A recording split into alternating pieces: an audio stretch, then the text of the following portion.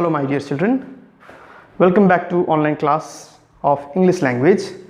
And in the English language class this year we have the book called Climb with Cornerstone by Pearson. So today's class I am going to cover your second chapter, the sentences, third chapter, types of sentences, and fourth chapter, subject and predicate. Okay, so before we start, first of all you should know second chapter of the lesson, the sentences. First of all, what is sentences? You should know the definition of sentences. Okay, sentences is what? Sentences are the group of words which combines together, okay, and joins to form a sentences. That is called sentence. For example, Rita is going to school is a sentence and it is a simple sentence. Okay, like I am doing my work. What is your name? How old are you? Please give me some sweets. These are all the sentences. Now, in the sentence further, in the second chapter, there is types of sentences. So sentences also has a types or kinds. Okay, there are actually four types of sentences. First one is called assertive or declarative sentences. Second one, exclamatory sentences. Third, interrogative sentences. And fourth one, imperative sentences. But fourth, imperative sentences has more parts in it. That is called number one, command or order, request and advice.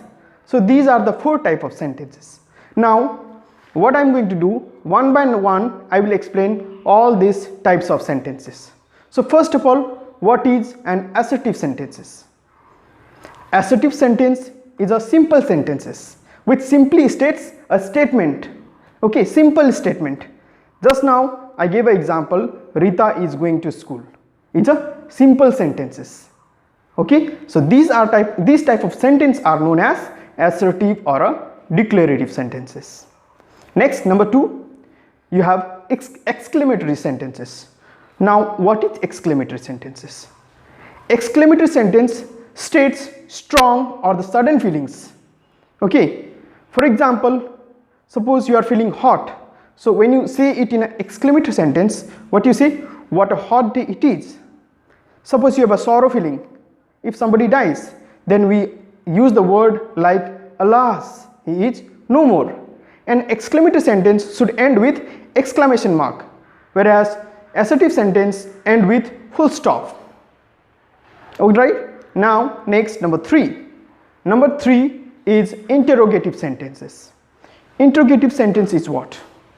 Okay, interrogative is also means it's really marked as a question mark. Okay, like interrogative sentence is a sentence that asks a question.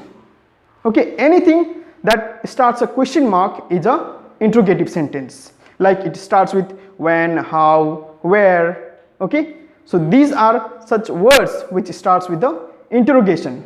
For example, what is your name? Where do you live? How old are you?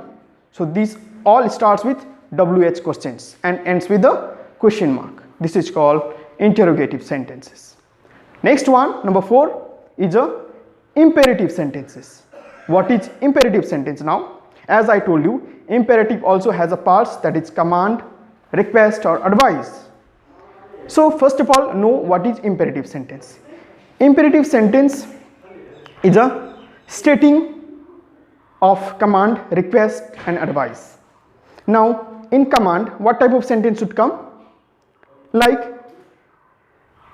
get out of this room is a command or an order. Okay, this is an example of imperative sentence in the form of command or order. Next, request. What type of sentence will be request? Please lend me your pencil. May I go to washroom please? All these are a request in the imperative sentence. Next, number three, advice. Advice means what? Like doctors gives us advice, parents gives advice, teachers gives advice. No, sentence like you should do your homework regularly is an advice. Doctor said you should brush your teeth regularly. So these are all coming under the imperative sentences. So that was a type of sentences in the third chapter. Now coming to fourth chapter, there is subject and predicate, which is also is a part of the sentences only. Okay, that is why I have combined these three chapters together. Okay, so that it will be easier and clear to understand. Okay, in a vice versa. Now subject and a predicate. Okay, subject is the doer of the action, which performs the action. Like for example, I am teaching now, so I am the subject, and what I am doing, I am performing some action. No, so that is a predicate. Understood the definition of subject and the predicate? Now just now I give an example of a sentence, Rita is going to school. Now in this sentence, Rita stand as the subject because Rita is the doer in the sentence. Rita is performing the action. Okay, and the rest of the sentence like is going to school is referred as a predicate, and predicate is the receiver of the action. Okay, now here in the sentence there is subject, there is predicate, but sentence is incomplete without verb. Now there is verb in the sentence. Like if you identify verb in a sentence, which one is verb here? Verb is going.